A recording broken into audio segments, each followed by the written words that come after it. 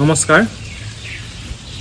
আজি কবি কৃষ্ণ দূৰ চিকিৎসা সেৱা শুৱালকুছিৰ তৰফৰ পৰা আমি আপোনালোকৰ মাজলৈ আগবঢ়াই দিছোঁ নিগুদা যোগাসন। প্ৰাচীন কামৰূপত অতীজৰে পৰা ৰোগীসকল তথা মানুহৰ স্বাস্থ্যৰ উৎকৰ্ষ সাধনৰ বাবে এই নিগুদা যোগাসনটি প্ৰচলিত হৈ আহিছে। এই নিগুদা যোগাসনৰ মুখ্য উদ্দেশ্যই হ'ল আমাৰ দেহত তথা আমাৰ তেজত তথা আমাৰ হাওঁফাওঁত জীৱ উপকাৰী সৎ নিগুদা বৃদ্ধি কৰা, যিয়ে আমাৰ দেহত থকা অদৃশ্য অসৎ নিগুদা তথা আমাৰ বেক্টেৰিয়া তথা ভাইৰাছবোৰক দমন কৰি আমাৰ দেহটো সুৰক্ষিত কৰি ৰখা।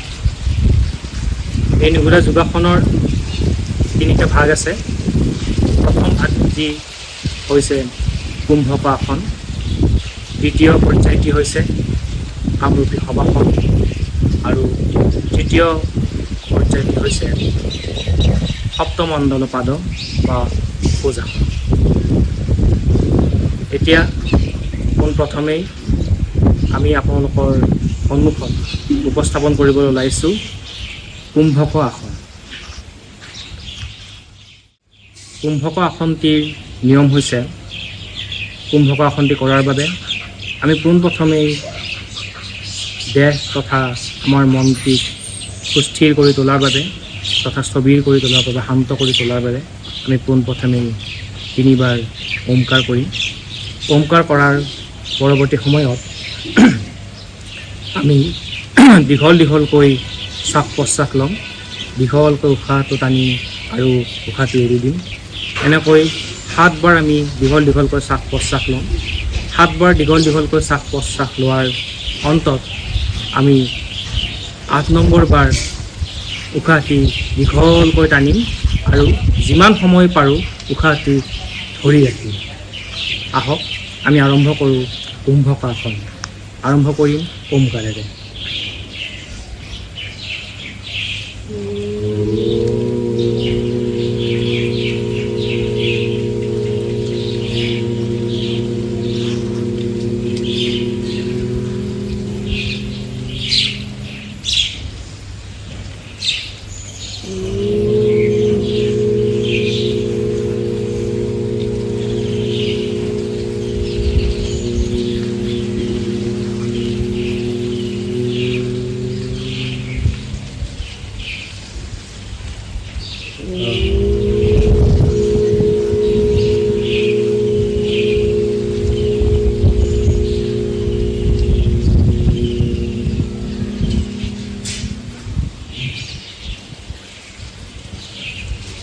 এতিয়া আমি দীঘলকৈ 7 বাৰ শ্বাস প্ৰশ্বাস কৰিম আৰু 8 নম্বৰ বাৰত দীঘলকৈ উশাহটো টানিম আৰু ধৰি ৰাখিম যিমানখিনি।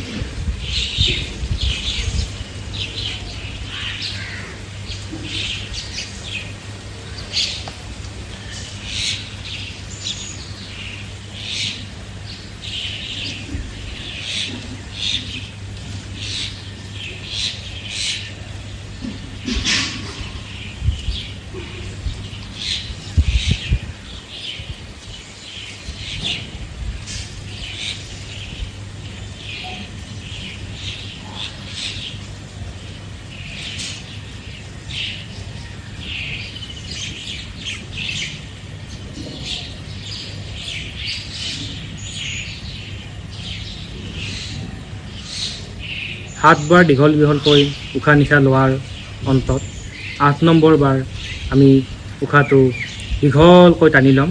টানি লৈ উশাহটো আমি যিমান সময় পাৰোঁ ধৰি ৰাখিম।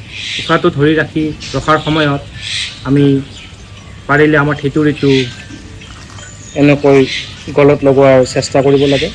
যিসকলে পাৰে তেওঁলোকে নিজৰ থিতুৰিটো উশাহটো ধৰি ৰাখি থিতুৰিটো গলত লগাই থ'ব আৰু যেতিয়া উশাহটো ধৰি ৰাখিব নোৱাৰা হয় তেতিয়া থিতুৰিটো প্ৰথম দাঙিব, তাৰপিছত উশাহটো এৰি দিব। আৰু যিসকলে থিতুৰিটো গলত লগাব সুবিধা পায় তেওঁলোকে সহজভাৱে এনেদৰেই উশাহটো ধৰি ৰাখিলেও হ'ব। এতিয়া আমি উশাহটো ধৰি ৰাখিম।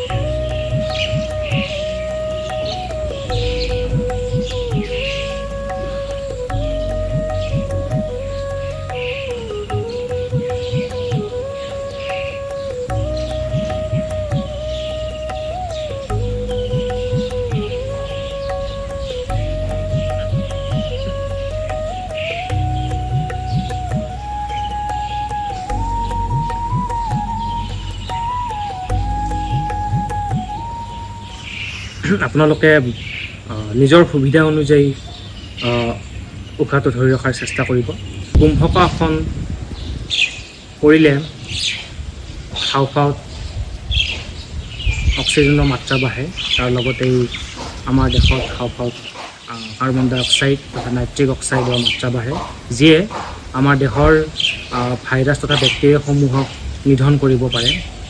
আৰু এই আসন কৰিলে ষ্টিম ইনহেলেশ্যন তথা ভাপ ল'বলৈ, গৰম পানীৰ ভাপ ল'বলৈ মানুহে সুবিধা নাপায়, যাৰ বাবে মানুহৰ অসুস্থতাত ভুগিলে, জ্বৰ, কাহ বা যিকোনো বেমাৰত ভুগিলে তেওঁলোকে অতি সহজে ভাপ ল'ব পাৰে।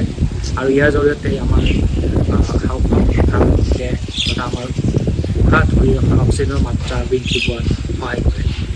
আৰু এনেকৈ কুম্ভকাসন এবাৰত অতি কমেও 7 বাৰ কৰিবলৈ চেষ্টা কৰিব লাগে। আৰু কুম্ভকাসন তথা নিগোদা যোগাসন আমি যিমান হয় পাৰিলে আমি মুকলি আকাশৰ তলত কৰিব চেষ্টা কৰিব লাগে, নামঘৰৰ চোতালত তথা ঘৰৰ মজিয়াত কৰিব চেষ্টা কৰিব লাগে, যাতে আমি মুকলি বায়ু তথা মুকলি অক্সিজেনটো আমি লাভ কৰিব পাৰোঁ। এতিয়া আমি আৰম্ভ কৰিম নিগোদা যোগাসনৰ দ্বিতীয়টি পৰ্যায়, কামৰূপী শৱাসন। কামৰূপী শৱাসনৰ বাবে পোনপ্ৰথমে আমি দীঘলকৈ উশাহ লৈ ল'ম।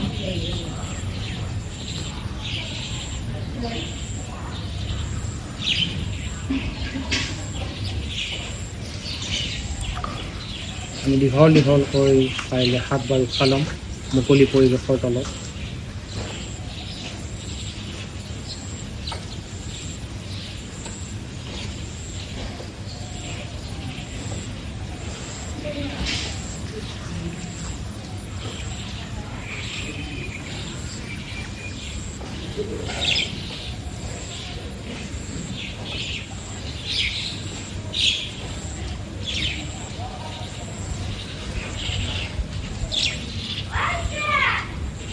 সাত বাৰমান দীঘলকৈ উশাহ লোৱাৰ পিছত আমি কামৰূপী শৱাসন হৈছে আমি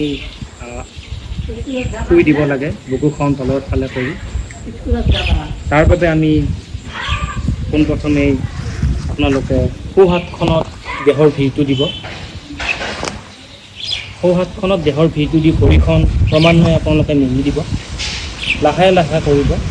ক্ৰমান্বয়ে মেলি দি আপোনালোকে মুখখন তলৰ ফালে কৰি লৈ আপোনালোকে আপোনাৰ বুকু আৰু পেটৰ ঠিক মাজ ভাগত, সম্পূৰ্ণ বুকুটো নহয়, সম্পূৰ্ণ পেটতো নহয়, বুকু আৰু পেটৰ ঠিক মাজ ভাগত পাতলকৈ গাৰু নাইবা পাতল আপোনালোকৰ টাৱেল বা পাতল আপোনালোকৰ এখন গামোচাও দিব পাৰে, অলপ ভিৰ হোৱাকৈ।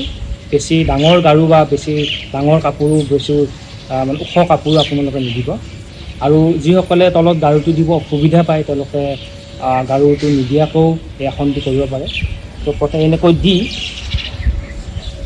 আপোনালোকৰ ভৰিখন পিছফালে সম্পূৰ্ণৰূপে এনেকৈ মেলি দিব আৰু হাতখনো সম্পূৰ্ণৰূপে মেলি দিব। মেলি দি আপোনালোকে সম্পূৰ্ণ হাতখন মেলি দি কাছৰ নিচিনাকৈ ভৰি হাত আগে দুয়োফালে মেলি দি আপোনালোকে কিছু সময় মাথাটো তলফালে এনেকৈ পেলাই দিব। পেলাই দি প্ৰায় 7 বাৰমান দীঘলকৈ উশাহ নিশাহ ল'ব।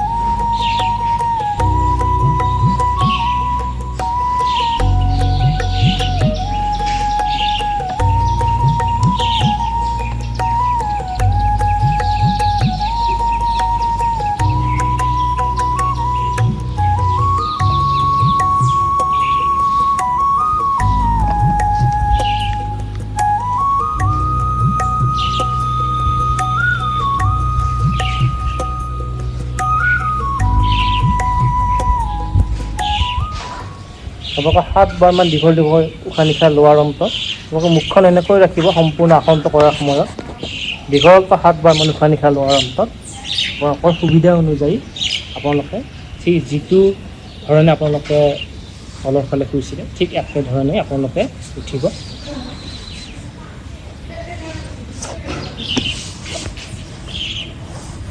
উঠি নমস্কাৰ কৰি আপোনালোকে নিজৰ মনৰ ভিতৰতে এটি প্ৰাৰ্থনা গাবলৈ চেষ্টা কৰিব। আপোনালোকৰ নিজৰ নিজৰ প্ৰাৰ্থনা তথা ইষ্ট দেৱতাক পুজি এটি প্ৰাৰ্থনা আপোনালোকে কিছু সময় গাব।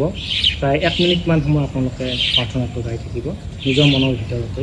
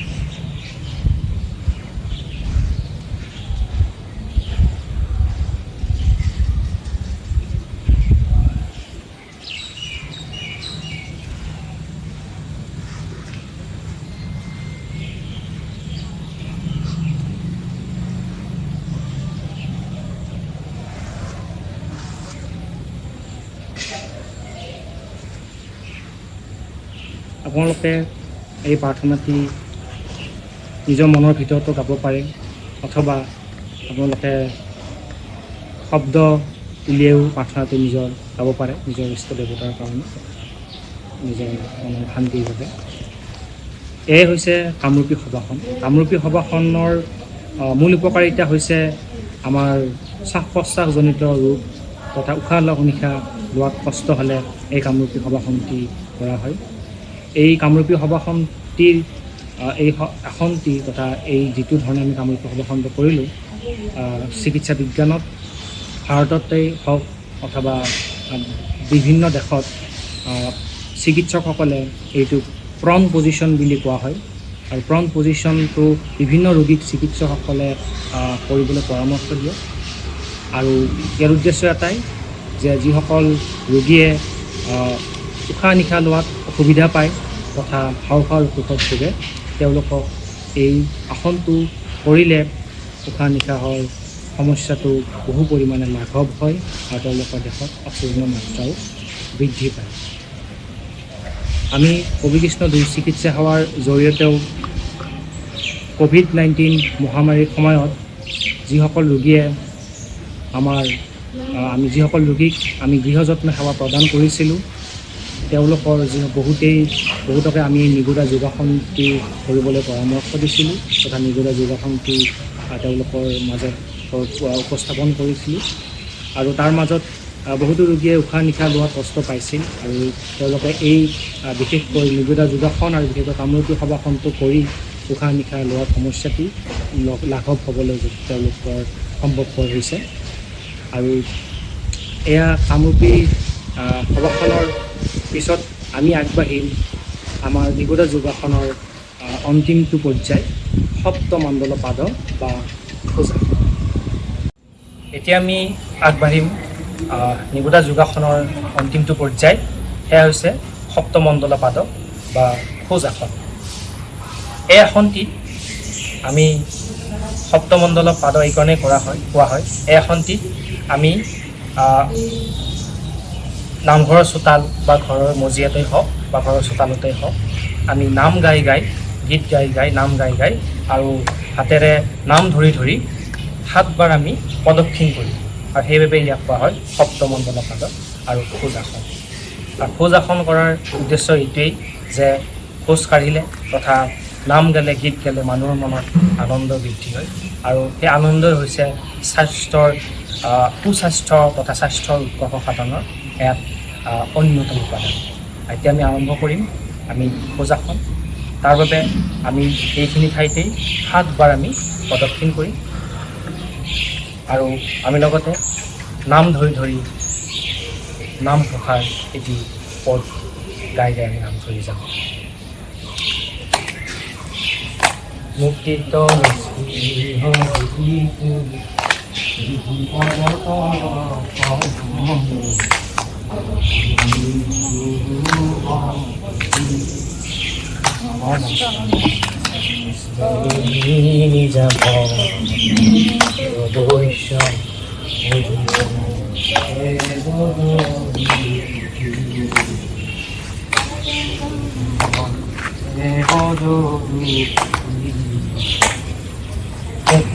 নিস্পৃহ দিটো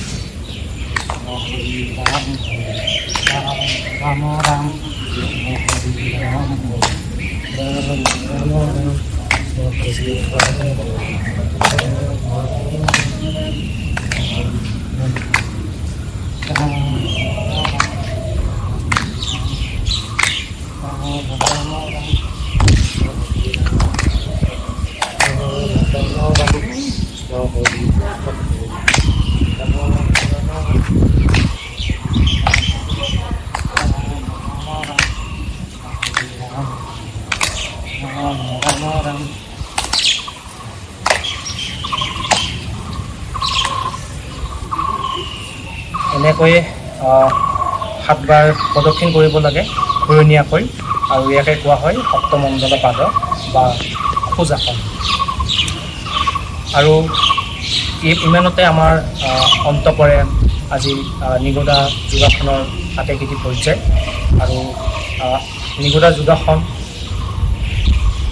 প্ৰথম পৰ্যায় কুম্ভকাসন, দ্বিতীয় পৰ্যায় আমাৰ কামৰূপী শৱাসন, আৰু তৃতীয় পৰ্যায় সপ্তমণ্ডল পাদ বা খোজাসন।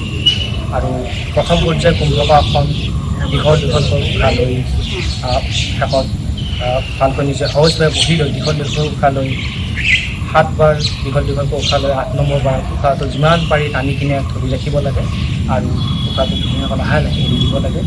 দ্বিতীয় কামৰূপী শৱাসনত আচন নিচিনাকৈ তলৰ ফালে মুখ কৰি শুব লাগে।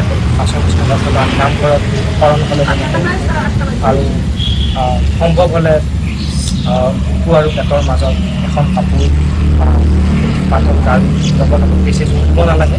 আৰু সেনেকৈ কৰি 7 বাৰ দীঘল দীঘলকৈ উশাহ নিশাহ লৈ থাকিব লাগে।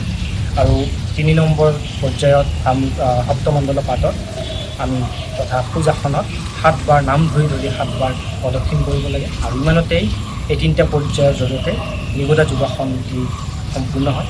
আৰু আমি পাৰিলে এদিনত বিভিন্ন সময়ত আমি পাৰিলে এদিনত 3 বাৰকৈ এই নিগোদা যোগাসনটি কৰাৰ চেষ্টা কৰিব লাগে।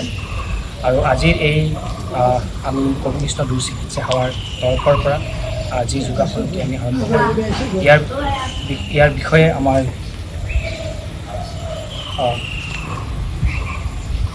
ডাক্তৰ বিপুল দাস ছাৰ, বিশিষ্ট কৰ্কট ৰোগ বিশেষজ্ঞ তথা চিকিৎসা বিজ্ঞানী ডাক্তৰ বিপুল দাস ছাৰে তেখেতৰ পুস্তিকা কোভিডৰ বিৰুদ্ধে কবিকৃষ্ণ শংখনাত এই গ্ৰন্থখনি এই নিগোদা যোগাসনটি তথা ইয়াৰ বিজ্ঞানসন্মত স্বাস্থ্যসন্মত উপকাৰিতাসন্মত বিশদভাৱে আলোচনা কৰিছে। আপোনালোকে এই আমাৰ কবিকৃষ্ণ শুৱালকুছিস্থিত কবিকৃষ্ণ দূৰ চিকিৎসা সেৱা কেন্দ্ৰতো এই কিতাপখন উপলব্ধ। আপোনালোকে এই কিতাপখন বিচাৰিলে পঢ়িব পাৰে। বিশেষকৈ ক'ভিড-19ৰ সময়ত 2021 চনত আমি এই কিতাপখন নিৰ্মাণ কৰিছিলোঁ তথা আমাৰ যিমানখিনি ৰোগী আছে প্ৰায় 1500 ৰোগীক আমি কবিকৃষ্ণৰ জৰিয়তে ক'ভিডৰ গৃহযত্ন সেৱা প্ৰদান কৰিছিলোঁ। তাৰ জৰিয়তে প্ৰায় 1500 ক'ভিড-19 ৰোগীক ক'ভিডৰ পৰা মুক্ত কৰাত আমি সহায় কৰিছিলোঁ আৰু বা তেওঁলোক সুস্বাস্থ্য প্ৰদান কৰিবলৈ সক্ষম হৈছিল। আৰু ইয়াৰ গৃহযত্নৰ এটা অন্যতম উপাদান আছিল আমাৰ নিগুদা যোগাসন। আৰু এই ক'ভিডৰ লগতে ক'ভিড-19 ৰোগীৰ লগতে আমাৰ কবিকৃষ্ণ দূৰ চিকিৎসা সেৱাৰ যিখিনি কৰ্কট ৰোগী আছে তথা আন কৰ্কট তথা যক্ষ্মাৰ যিকোনো সকলো ৰোগীকেই আমাৰ তৰফৰ পৰা আমাৰ চিকিৎসকৰ তৰফৰ পৰা এই নিগুদা যোগাসনটি কৰাৰ বাবে পৰামৰ্শ প্ৰদান কৰা হয়। আৰু ইমানতেই নিগুদা যোগাসনটি অন্ত পৰে। আৰু এই নিগুদা যোগাসনটি আজি আমি আছোঁ কবিকৃষ্ণ দূৰ চিকিৎসা সেৱাৰ ৰোগী সমন্বয়ক মই ৰূপম দাস, মোৰ লগত আছে চয়নিকা দাস ৰোগী সমন্বয়ক তুলিকা শৰ্মা। আৰু লগতে আজিৰ এই যোগাসনৰ ভিডিঅ'টি প্ৰস্তুত কৰাত সকলো প্ৰকাৰে আমাক সহায় কৰিছে আমাৰ কবিকৃষ্ণ দূৰ চিকিৎসা তথা কবিকৃষ্ণ স্বেচ্ছাসেৱক নিহাৰঞ্জন কলিতা। নিহাৰঞ্জন কলিতাক আমি ধন্যবাদ জ্ঞাপন কৰিছোঁ। তেখেতসকলক ধন্যবাদ জ্ঞাপন কৰিলোঁ আৰু ভগৱানৰ শ্ৰীচৰণ সকলোৰে সুস্বাস্থ্য কামনা কৰিলোঁ। ধন্যবাদ।